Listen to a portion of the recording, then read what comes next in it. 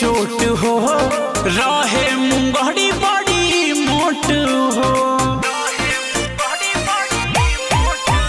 और मरले बपिया चोट हो रहे मुंगड़ी बड़ी मोट हो छने छने उठी बैठी सज बजा के देहे ऐठी छने छने उठी बैठी सज बजा के देहे ऐठी धीरे धीरे दर्द आउ बढ़ी जाता।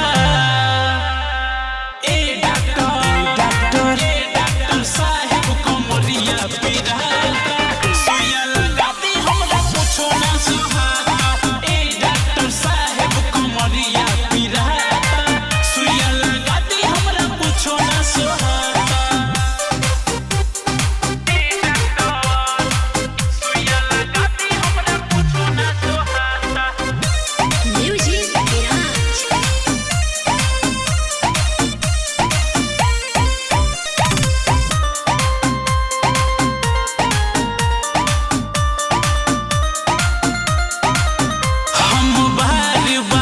गईनी हो नहीं घायल हो तनिको दर्दिया बड़की छोटकी मंझली नदी से छपवहिनी हो पूरा हरदिया।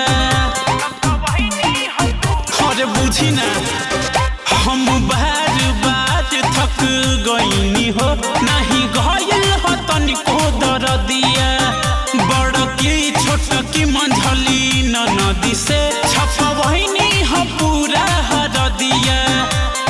कवन उपाय रवा दिही ना बताई हम बोल दिहनी जे मन में बायाइल मुआना भता जे हम पे तनी ना मोहाता।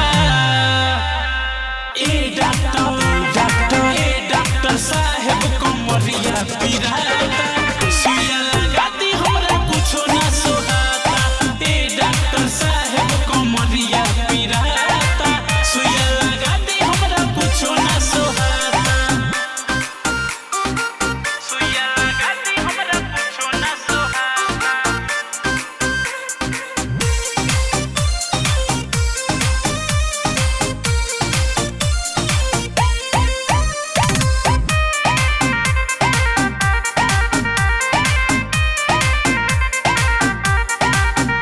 उता जोश में होश गवैले हो दुख दे दी हले बड़ी भारी पिंटू प्रीत कुनाल ना बुझले हो हमर सजिया पतन को लाचारी।